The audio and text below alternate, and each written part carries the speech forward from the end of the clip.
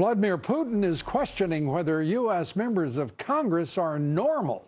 Speaking during his 4-hour annual presser, the Russian president railed against U.S. lawmakers for putting his country on the same shelf as North Korea and Iran, while at the same time demanding President Trump work with Russia to rein in those same countries' nuclear ambitions. Joining me now, Forbes Media Chairman and Editor-in-Chief, Steve Forbes. Steve, great to have you here. Good to be here. I love the question from Putin. Are those people in Congress normal? And if he's listening, I would just like to assure him they are definitely not normal. Do you have a minority view on that? No, but I don't know how many members of his Duma are normal either. Well, yeah, but we don't know them, and they are not they're not nearly as relevant as our folks are. This is encouraging. We're sitting here on a Friday night. Everything is moving forward. The text of the bill is coming out. We're moving forward for a Tuesday, perhaps Tuesday morning vote. This is good stuff. A month ago, this bill was looking pretty bad, both for passage and for the stuff in it.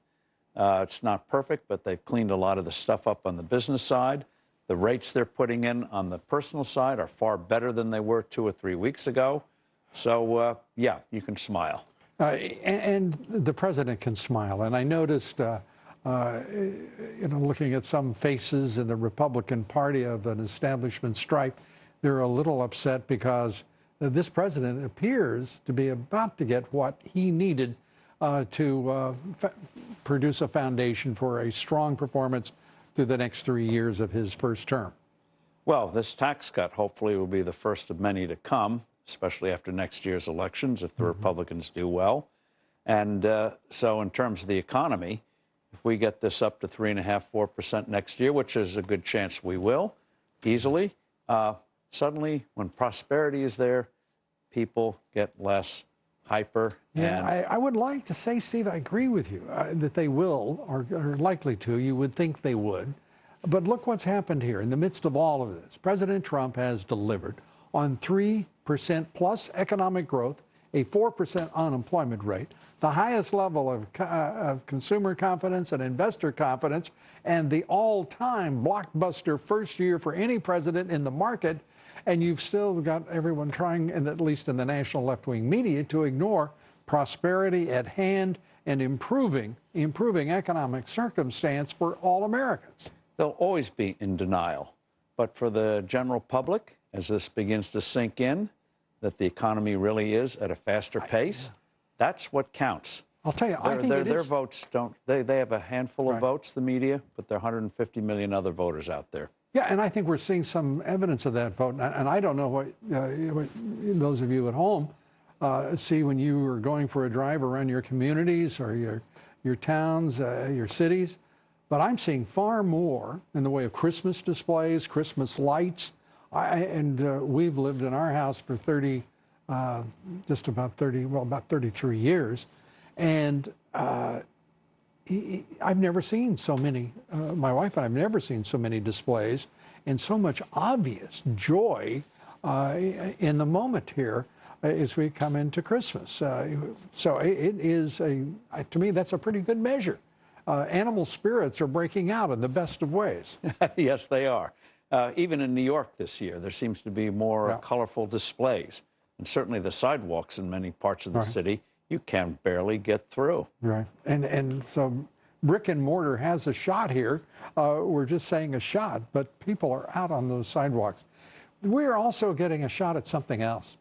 We now know, I think it's safe to say, we now know that we have the most corrupt FBI, the most corrupt Justice Department in our country's history. And I mean, it's been demonstrated. Congress has yet to act. There should be people going to jail right now. It is so clear. The actions of so many who've tried to frustrate the Constitution and a duly elected president. Well, we've never had anything like this. This is a scandal of unprecedented in American history, where the leadership of the FBI, the Department of Justice, various intelligence agencies actively work to subvert the campaign of a major party presidential candidate. And his administration. And never been done like that before. And now it's coming out, and a lot of those people are going to be experiencing wearing thick striped suits. Yeah, I certainly hope you're right. It is interesting to hear the legal establishments now saying, trying to tamp things down a bit, trying to say, we don't prosecute the previous administration, which is the same thing as saying that there are two sets of laws, rules, and expectations and tradition, one for the wealthy and the powerful and the one for the rest of us. I think that that's going to be really tested this time. I think people want consequence for what has been absolute corruption. Individuals who break the law, they're not an administration. They're individuals. And if you break the law, you should pay the penalty for it. And you see it with the leaders of the FBI. The agency itself is still strong and good. It's the leadership that was corrupt. The Attorney General of the DOJ was corrupt. And various people in intelligence agencies did things that they should never have done. They all thought it was for a higher purpose. Michael Morell, and I think we got to give him credit, the acting head of the CIA under the Obama administration, acknowledging that the intelligence community went too far in its actions toward President Trump. That's at least a beginning to get the record right. And Bill Clinton did not meet with the Attorney General on that runway just by chance to exchange stories about grandchildren. All right. Steve Forbes, you have a great weekend. Thanks for being here. You too. Thank you, Lou. We're coming right back. There's a lot more ahead. Right after these messages, stay with us.